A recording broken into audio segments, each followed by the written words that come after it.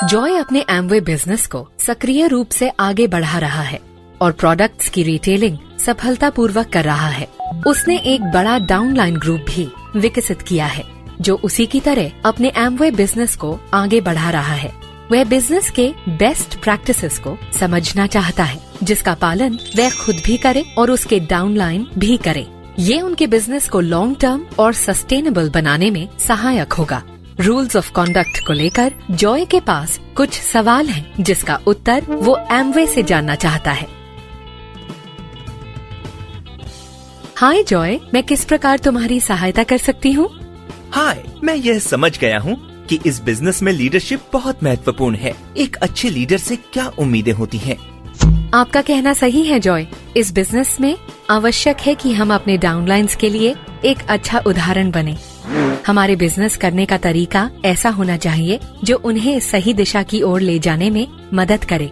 हमारे डाउनलाइंस हमारा उदाहरण लेकर चलते हैं और हमें अपने कार्य से उन्हें ये दिखाना चाहिए कि हम सही मायने में लीडर हैं। अब आपके प्रश्न पर आते हैं। एक अच्छा लीडर एमवे से समय समय पर ट्रेनिंग्स प्राप्त करता है और प्रोडक्ट्स के लिए एमवे द्वारा स्थापित किए गए दावों का इस्तेमाल करता है। अपने डाउनलाइन को सही जानकारी और सलाह देता है और बिजनेस के लाभ तथा नियमों के बारे में समझाता है। प्रोडक्ट के दावों या बिजनेस से होने वाले फायदों के बारे में ज्यादा बढ़ा चढ़ाकर बताए बिना सही तरीके से मार्केटिंग प्लान की जानकारी देता है।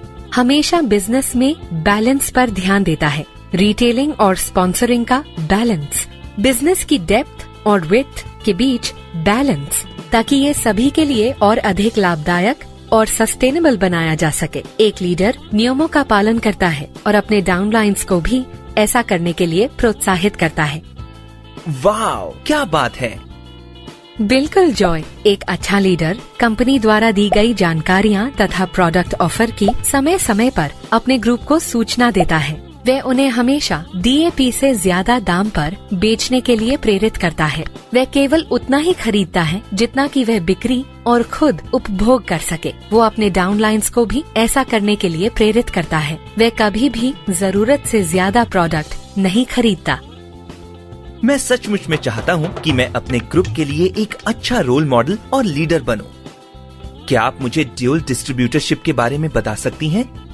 एक एप्लीकेंट या को एप्लीकेंट के रूप में आप केवल एक डिस्ट्रीब्यूटरशिप ही ले सकते हैं। सिंगल डिस्ट्रीब्यूटरशिप नियम के अनुसार पति और पत्नी को एक ही इकाई माना जाता है। मतलब यदि वो बिजनेस से जुड़ते हैं तो उन्हें एक ही डिस्ट्रीब्यूटरशिप का हिस्सा बनना होगा। यदि बिजनेस केवल पत्नी के नाम से ही हो तो? इस स्थिति में पति को भी बिजनेस में बराबर का जिम्मेदार माना जाता है। यदि एक Amway business owner ABO 2 distributorships लेता है तो हम दूसरी डिस्ट्रीब्यूटरशिप को समाप्त कर देते हैं। साथ ही यदि इंटाइसमेंट का कोई प्रूफ हो तो उस स्थिति में दूसरे बिजनेस के अंतर्गत निर्मित डाउनलाइन ग्रुप को भी उसकी ओरिजिनल लाइन ऑफ स्पॉन्सरशिप में ट्रांसफर कर दिया जाएगा।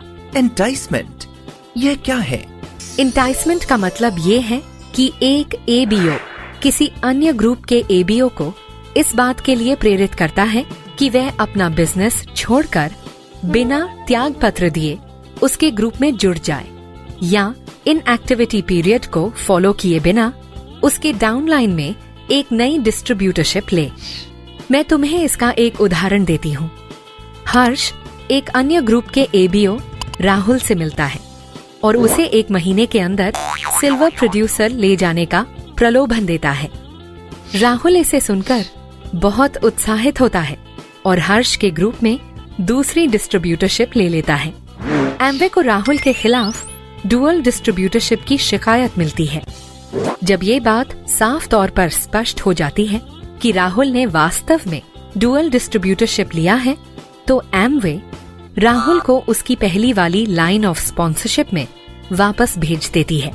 इस स्थिति में क्योंकि हर्ष ने राहुल को प्रलोभन दिया था या इंटाइस किया था, एमवे राहुल की दूसरे डिस्ट्रीब्यूटरशिप के डाउनलाइन ग्रुप को भी राहुल के पहले LOS में वापस भेज देती है। यदि मैं अपनी LOS बदलना चाहूँ तो क्या इसका कोई तरीका है? हाँ जॉय, तुम्हें अपने अपलाइन से अनापत्ति पत्र लेने होंगे।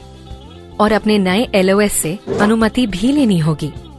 या फिर तुम अपने वर्तमान बिजनेस से त्याग पत्र दे सकते हो और इन एक्टिविटी का समय खत्म होने के बाद दूसरे LOS में एक नए डिस्ट्रीब्यूटरशिप के लिए निवेदन भी कर सकते हो। इनएक्टिविटी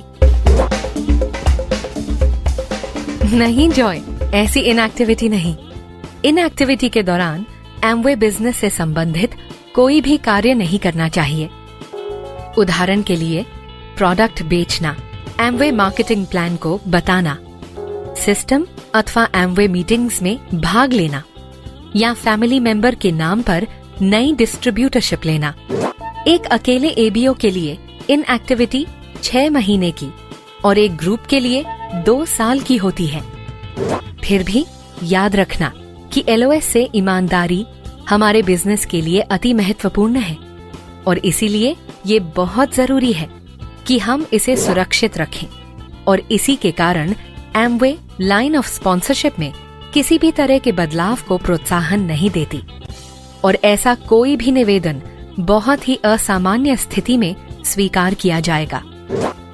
मैंने जीरो टॉलरेंस के बारे में बहुत सुना है।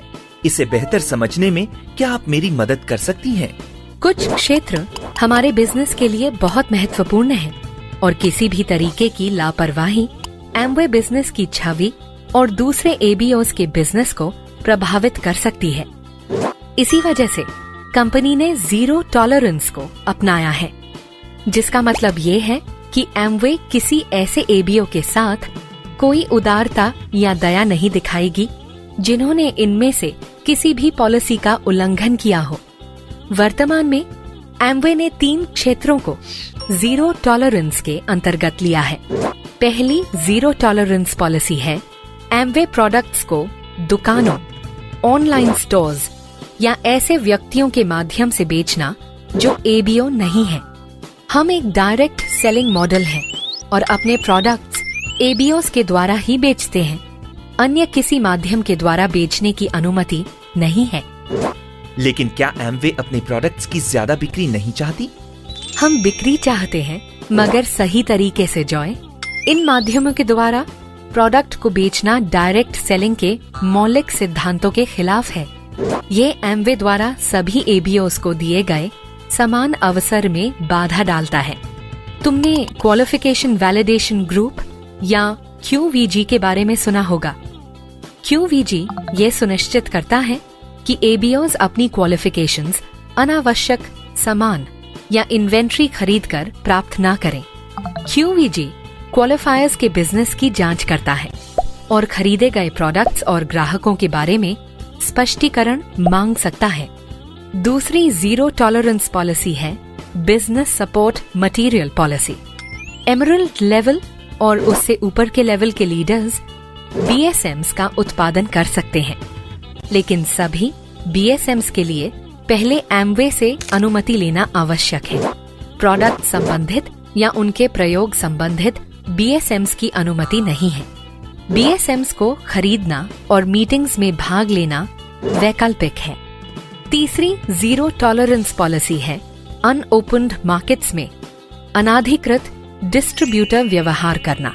ऐसे देश जहां अधिकृत तौर पर एमवे मौजूद नहीं है, वहां किसी भी प्रकार की बिजनेस एक्टिविटी करने की अनुमति नहीं है। एमवे प्रोडक्ट्स केवल भारत में ही बेचे जा सकते हैं और उनका निर्यात नहीं किया जा सकता। मैं अपने डाउनलाइन ग्रुप के लिए एक अच्छा लीडर बनना चाहता हूँ, इसलिए आपने जो महत्वपूर्ण चीजें बताई हैं, उन्हें मैं फिर से दोहरा लेता हूँ। एक एबीओ ड्यूल डिस्ट्रीब्यूटरशिप नहीं ले सकता। एमवे लाइन ऑफ स्पॉन्सरशिप में किसी तरह के बदलाव की अनुमति नहीं देती है। किसी नई LOS में नया बिजनेस लेने से पहले इन एक्टिविटी का पालन करना जरूरी है। वर्तमान जीरो टॉलरेंस पॉलिसी में शामिल है एमवे प्रोडक्ट्स को दुकानों, ऑनलाइन स्टोर्स या अनाधिकृत व्यक्तियों के द्वारा बेचना, BSM पॉलिसी और अनओपन्ड मार्केट्स में अनाधिकृत डिस्ट्रीब्यूटर व्यवहार करना। क्या मैं सही हूँ? आप बिल्कुल सही हैं जॉय। वाह, यह मेरे लिए बहुत ही मददगार था। धन्यवाद। आपका स्वागत है जॉय।